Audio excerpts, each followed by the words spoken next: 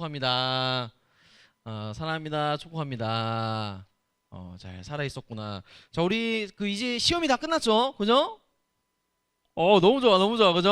뭐 아직 뭐 성적표 나온 건 아니잖아요, 그죠? 뭐 즐겨야지. 그러면 뭐 즐겨. 전사 전사님 그 성적 나온 거 얘기했나요? 얘기했나요? 전사님 성적 나왔어요. 그냥 어 화이팅! 자, 화이팅! 하면 돼요. 자, 이번 학기 못하면 다음 학기 잘하면 되고, 다음 학기 못하면 다다음 학기 잘하면 되고, 다다음 학기, 선생님 다음 학기가 없는데요? 그러면 기도하면 돼요. 열심히. 기도하면 됩니다. 자, 학기 수련회 와서 열심히 기도하면 됩니다. 자, 여러분. 오늘 우리 제목을 한번 읽고 시작을 해볼까요? 밀어주는 그네처럼, 그죠? 자, 시작. 밀어주는 그네처럼.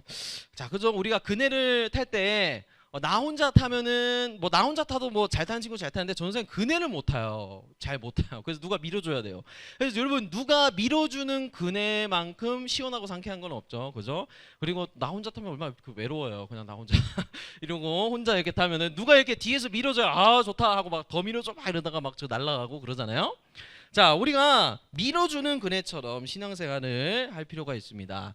자, 우리 전사님이 그 전에 퀴즈를 한 3개 정도 준비를 했는데, 전사님이 지금 아직인데, 자, 전사님이 뭔가 이제 사진을 보여주면은 이 사진이 도대체 무슨 사진일까? 어떤 것의 사진일까를 여러분들이 맞춰보면 됩니다. 할 수 있겠죠? 그죠?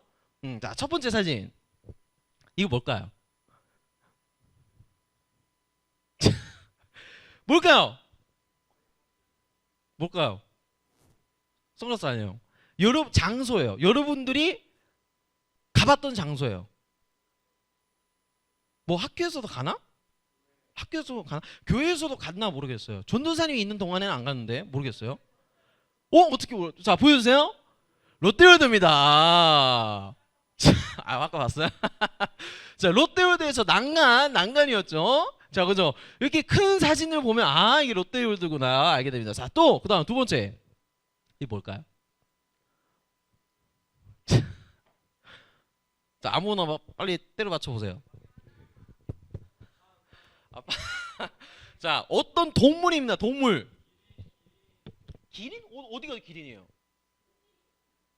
응? 코끼리. 자, 띄워주세요. 정답입니다. 이거 맞죠? 예, 코끼리의 뭐라 그러죠? 상하 부분이 있어, 상하. 그죠? 맞았어요. 자, 그쵸? 자, 이건 사람이에요. 누굴까요? 아니야, 좋잖아요. 이거 실수입니다. 그렇게 하면. 누굴까요? 봐봐. 자, 누굴까요? 설마 그러겠어요? 자, 누굴까? 자, 우리 걸그룹. 아니에요. 장원영 한물 갔지. 자, 한물 안 갔나요? 자, 보여주세요. 뉴진스 민지입니다. 네. 뉴진스 민지의 눈썹이었어요. 자, 여러분, 어때요? 보니까 이제 조그만 사진을 볼 때는 어때요? 누군지? 뭐다 막 전도사님이다. 이게 어떻게 전도사님이에요, 여러분? 실수죠. 전도사님이다. 전도사의 여자친구도 막 누구다 하다가 뉴진스 민지였죠. 이렇게 우리가 큰 그림을 봐야 전체적인 사진을 한번 보고 나면은 이게 어디구나, 이게 저기 눈썹이구나라는 것을 알 수 있듯이, 여러분 우리가 예수님을 믿으면서 살아가는 삶도 마찬가지입니다. 한번 우리가 전체적인 큰 그림을 보고 나면은 그 다음부터는 이해가 잘 되고 수월해지고 쉬워지는 게 우리의 믿음 생활이라고 할 수가 있어요. 자, 오늘 사도 바울 아저씨가 골로새라는 도시에 편지를 썼는데요. 이 골로새 도시는요, 여태까지 사도 바울 아저씨가 썼던 도시들에 비하면 굉장히 좀 작은 조그만한 마을이라고 해야 될까? 성이라고 해야 될까? 그 정도의 도시였는데, 특이한 게 뭐냐면 사도 바울 아저씨가 여기 이 골로새 교회에 살고 있는 성도님들의 얼굴을 본 적이 없어요. 한 번도 본 적이 없어. 근데 편지를 썼어요. 이거 어떻게 된 일이냐면, 사도 바울 아저씨가 어느 날 막 이렇게 예수님 이름을 전하고 있는데, 그 전한 것을 듣고 감명을 받은 거예요. 이 스데바나라는 사람이 여기 이거를 듣고 감명을 얻었습니다. 야 이게 진짜 이게 살아계신 하나님의 아들 예수님이구나 해가지고 이 스데바나라는 사람이 자기 고향인 골로새라는 교회로 골로새라는 도시로 가가지고 어떤 그 빌레몬이라는 아저씨 집에서 차린 교회가 골로새 교회가 된 거예요. 그래서 사도 바울 아저씨는 그냥 듣기만 들었지 한 번도 얼굴이 본 적 없는데 어쨌든 그 골로새 교회에 뭔가 문제가 생겼다고 하니까 오늘 이 편지를 쓰게 된 거예요. 중요한 문제가 뭐였냐면 역시나 뭐 그렇겠지만 이 당시에는 이단의 위협이죠. 예수님을 이상하게 바라보거나 하나님 아버지를 좀 이상하게 해석을 하는 사람들이 굉장히 많았어서 거기에 대해서 우리가 경계할 필요가 있어요라는 사도 바울 아저씨의 편지가 있었다는 것이죠. 자 여러분, 그런데 이 골로새서의 이 편지 속에서, 골로새 교회에 보내는 편지 속에서 오늘 정말 중요한 이야기를 하고 있어요. 무슨 이야기냐? 사도 바울 아저씨가 이렇게 이야기를 한 거예요. 여러분, 골로새 교회 성도 여러분, 하나님께는 큰 그림이 계십니다. 하나님은 큰 계획과 큰 목적, 어떻게 보면 전체적인 이 세상의 설계도를 쥐고 계십니다 라고 얘기를 하고 있어요. 바로 그게 뭘까? 19절 20절을 한번 읽어보면, 첫 번째로 아버지께서는 모든 충만으로 예수 안에 거하게 하시고 그의 십자가의 피로 화평을 이루사 만물 곧 땅에 있는 것들이나 하늘에 있는 것들이 그로 말미암아 자기와 화목하게 되기를 기뻐하심이라. 자, 여러분이 성경을 읽으면서 어떻게 단 한 문장도 제대로 이해되는 게 없을까 싶은 성경이에요. 그죠? 도대체 이게 무슨 말인가? 저 선생님도 어려워요. 여러분 걱정하지 마세요. 자, 이때 20절을 보면 하나님께서 예수님의 십자가로 우리와 화평을 이루게 하셨대요. 화평. 여러분 샬롬이란 말 들어봤나요? 샬롬 이렇게 하잖아요. 우리 흔히 이제 교회 성도님들 간에 샬롬 뭐 이러고 카톡하고 그러잖아요. 샬롬이 바로 이 화평입니다. 화평. 하나님께서는요 예수님의 십자가를 통해서 자신과 이 사람들 사이를 화평하게 하셨대요. 근데 왜 그렇게 하셨냐? 큰 그림이 뭐였느냐? 바로 땅에 있는 거나 하늘에 있는, 그냥 이 세상에 존재하는 모든 게, 하나님과 이 사람, 이 세상에 존재하는 모든 게 화목하게 되는 그 큰 그림을 가지고 우리와 십자가로 화평을 이루셨다는 얘기예요. 그러니까 이런 거예요. 예수님을 통해서 우리가 하나님과의 관계가 원래는 원수였잖아요. 원수. 우리는 죄인으로서 하나님을 떠나고 하나님을 버리고, 그런데 예수님의 십자가를 통해서 예수님과 다시 그 사귀는 관계, 하나님을 사랑하는 관계가 됐어요? 안 됐어요? 됐죠. 근데 이 관계를 주신 목적이 뭘까요? 우리가 다시 하나님을 사랑한다고 고백하게 만드는 그 하나님께 주신 목적이 뭘까요? 믿음의 목적이 바로 이 세상에 존재하는 거나 오늘 우리나 하나님이 서로 화목하게 되는 것을 하나님은 원하셨던 거예요. 온 세상이, 지금은 보세요. 여러분 막 소나기 와가지고 사람이 막 떠내려가고 그러면 안 되겠지, 막 죽는 사람이 나타나고 그러잖아요. 폭우 때문에. 사실 자연이 사람을 삼켜 먹는 거잖아요. 여러분 근데 원래 하나님이 의도하신 자연은 사람을 삼키는 자연일까요? 아니죠. 자연과 사람은 공존하는 그 시스템이 하나님 원래 마련한 시스템인데 이 화목이 깨져버린 거예요. 화목한 샬롬의 상태가 깨져버린 거예요. 그래서 하나님은 이거를 회복하시기 위하셔서 제일 먼저 예수님의 십자가로 하나님과 사람의 관계를 화평하게 하신 거예요. 그리고 이 화평하게 하신 것을 통해서 이 온 세상이, 하나님, 우리 온 세상이 화목하게 되는 것을 하나님은 큰 그림을 가지고 계셨다. 이게 첫 번째고, 자, 두 번째 21절 22절을 보면 함께 읽어볼까요? 시작. 전에 악한 행실로 멀리 떠나 마음으로 원수가 되었던 너희를 이제는 그의 육체의 죽음으로 말미암아 화목하게 하사 너희를 거룩하고 흠없고 책망할 것이 없는 자로 그 앞에 세우고자 하셨으니. 잘, 중요합니다. 하나님께서 우리를 살리셔서 구원하시고 하나님과 화목하게 하신 그 목적이 뭐냐? 하나님은 큰 그림을 가지고 계셨다는 거. 뭐냐? 너희를 거룩하고 흠없고 책망할 것이 없는 자로 세우기 위해서 우리를 구원하시고 살리셨다는 거예요. 이거는 표현이 어떤 거에 쓰이던 표현이었냐면, 옛날에 구약 시대에 여러분 예배를 드릴 때 하나님께 제물을 바쳤다 그랬잖아요. 그 제물을 드릴 때 흠이 없어야 되거든요. 그 흠 없다라는 표현이 여기 사용되고 있는 거예요. 즉 하나님께서는 그냥 쉽게 말하면 이거예요. 우리를 구원하시고 살려주시고 사랑을 주시고 이 이유가 그냥 너네는 사랑받기 위해 태어난 거잖아. 그냥 사랑만 받아 이게 아니라 살려놓고 만들어 가신다는 거예요. 살려놓고 흠이 없고 거룩하게 하나님께서 성장시키고 다듬어 가시고 만들어 가시겠다라는 목적으로 우리를 구원하신 거라는 뜻이에요.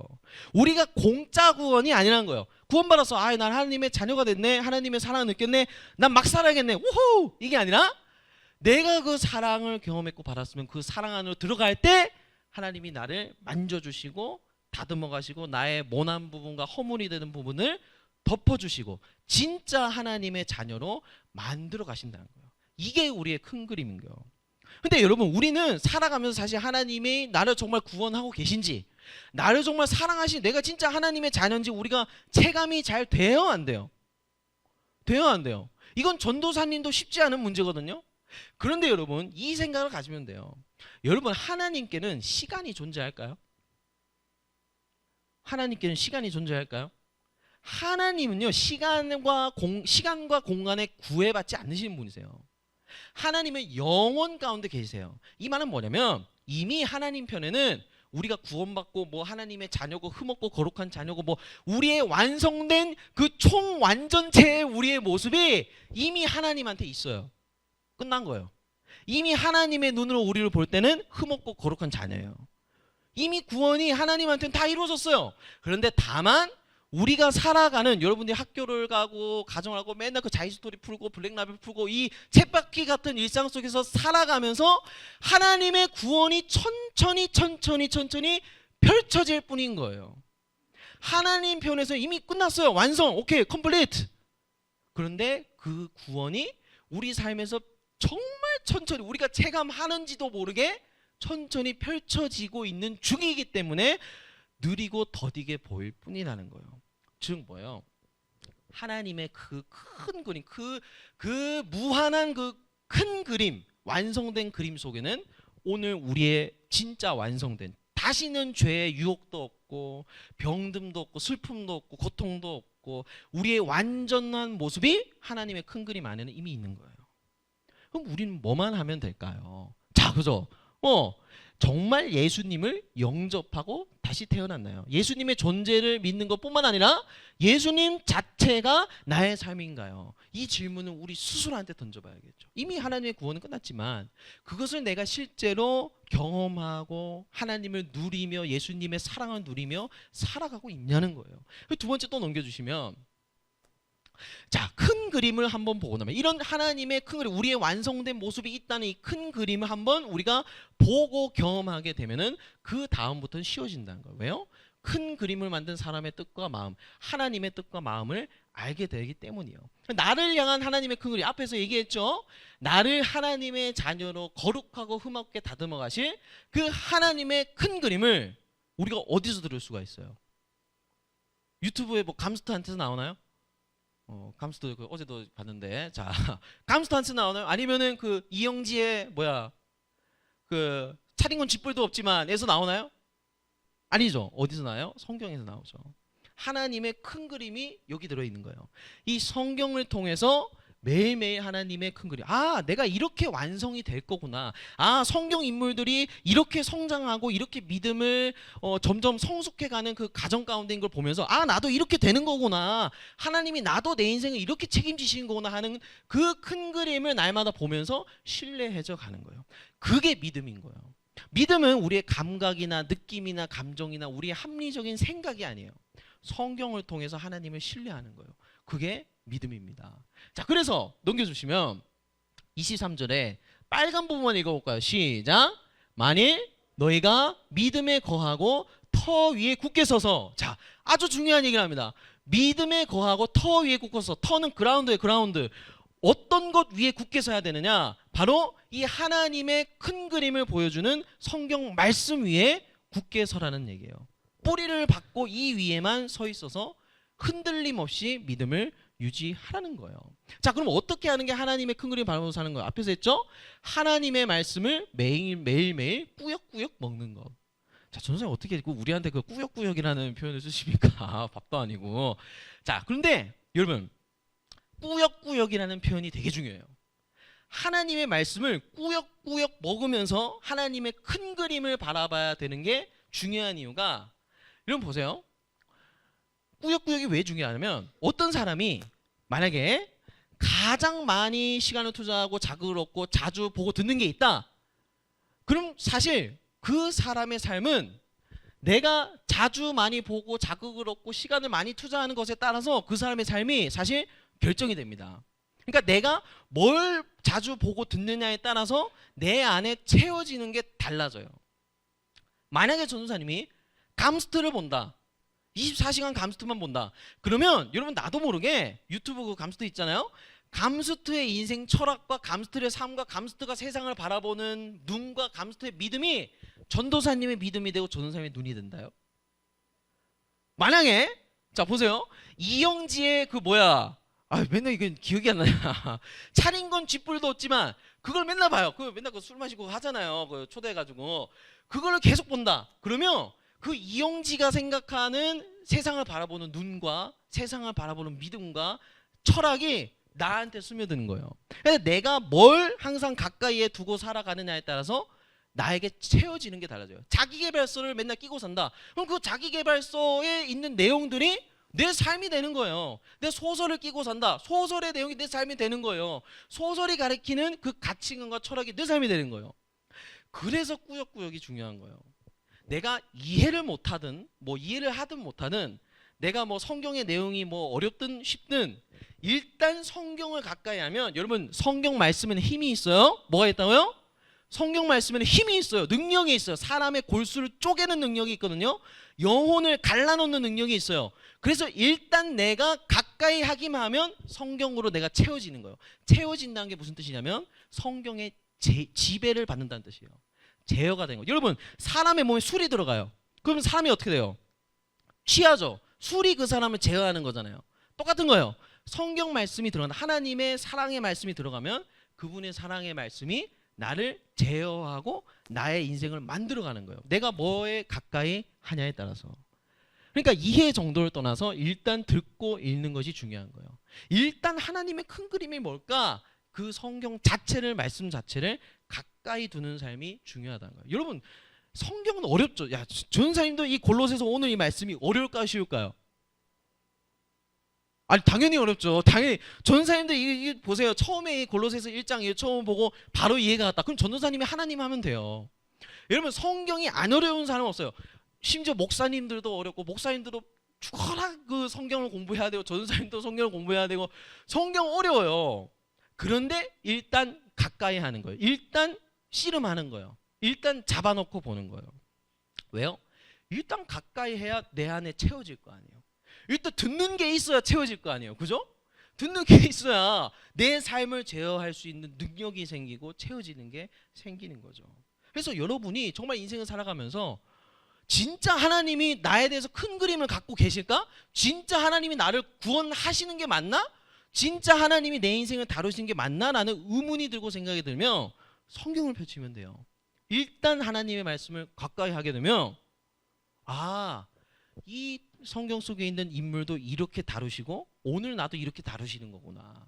그리고 이해가 잘 가지 않더라도 여러분들이 먼 훗날 어느 날 어떤 사건을 통해서 하나님이 주시는 그 은혜를 통해서 여러분이 어느 날 이게 하나님의 큰 그림이구나. 이게 저 인간이 저 앞에서 그날 설교한 게 이 뜻이구나 하는 그 순간이 언젠가는 와요. 옛날 얘기했죠. 씨 뿌리는 비유, 그죠? 농부 하나님.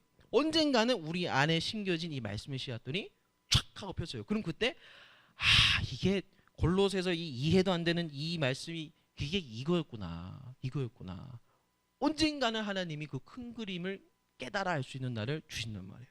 그래서 일단 곁에 두고 그 말씀의 터 위에 서는 게 중요하다는 사실입니다. 사랑하는 여러분, 밀어주는 그네처럼 우리가 신앙생활 그냥 공허하게 그냥 교회 가야 된다, 출석해야 된다, 예배 드려야 된다, 이게 아니라 하나님이 나에 대해서 완성된, 진짜 흠도 없고 거룩하고 깨끗하고 순결한 나에 대한 완성된 그림을 가지고 계시는구나, 하나님한테 그게 이미 이루어졌구나 하는 그 큰 그림이 있다는 것을 여러분 그거를 우리가 신뢰하고 의지하고 살아갈 때 밀어주는 그네처럼 우리가 그냥 악으로 깡으로 교회 생활하고 예배 생활하는 게 아니라 아 진짜 나에 대한 계획을 갖고 계시는구나 하나님도 계획이 있으시구나 하는 걸 느낄 때 그 다음부터는 그냥 쉬운 거예요. 그 다음부터 그냥 쉬워요. 특별히 우리 중고등부는 좀 특수하잖아요, 그죠? 여러분 새신자라는 용어 들어봤어요? 새신자가 뭐예요? 새신자. 처음 예수님을 믿게 되고 신앙생활을 시작한 사람을 새신자라고 하거든요. 초신자. 근데 우리는 사실 새신자를 언제 써요? 그냥 교회에 처음 오면 새신자 하잖아요. 근데 엄밀히 말하면 그건 아니에요. 교회에 그냥 처음 온 사람일 뿐이지 새신자는 용어는 내가 진짜 예수님만을 나의 주로 예수님만을 나의 답으로 살아가는 그 새로 태어나는 거듭남 새로 태어날 때 그 이후에 그 처음 시작하게 되는 신앙생활을 그 사람을 가르쳐서 새신자라고 하는 거거든요. 그러니까 사실은 오늘 우리 중고등부는 새신자 무리예요, 아니에요? 다 새신자지, 그렇죠? 다 새신자잖아요. 아 뭐 예수님을 만나야 될 친구들도 있고 뭐 그렇게 하지만 대부분 다 새신자인 거예요, 초신자인 거예요. 전사님 눈에 새신자 아닌 친구는 없어요, 그죠? 정은식 새신자야 아니에요? 새신자죠. 교회 생활에 우리가 익숙할 뿐이지 그냥 우리가 정말 그 교회에 처음 나오는 친구들이랑 다른 점은 교회 생활 해봤냐 안 해봤냐 차일 뿐이에요. 예수님을 진짜 만나고 내 인생을 새로 시작했냐 거기에 따라서 우리는 새신자의 삶이 시작이 되는 거예요. 박하은 새신자야 아니에요? 새신자죠. 이다현 새신자야 아니에요? 새신자죠. 그죠? 그러니까 우리는 이제 막 태어난 갓난 애기들이라고요. 이런 우리가 하나님의 말씀을 먹고 자라고 하나님의 큰 그림을 신뢰하며 의지할 때 여러분들 개개인을 향한 하나님의 인생의 시나리오가 어떻게 쓰여져 가고 있는지 여러분들이 정말 그 두 눈으로 두 마음으로 한 마음으로 깨닫는 그날이 오기를 전사님 진심으로 소망합니다. 그리고 전도사님도 10년 전에 이 자리에 있었지만 지금은 이렇게 하나님의 말씀을 전할 수 있을 정도로 하나님도 전도사님을 성장시켜 가시잖아요. 그죠? 진짜 전도사님 같이 모자른 사람도 이렇게 성장시키는데 여러분이라고 성장을 못 시키겠어요? 그죠? 여러분도 더 잘할 수 있을 거라고 생각합니다. 그래서 늘 이 하나님의 사랑의 말씀을 가까이 하고 밀어주는 그대와 같이 신앙생활을 해나갈 수 있는 여러분들 되기를 소망합니다. 아멘. 그래서 우리 아바 아버지 함께 찬양하고 기도하는 시간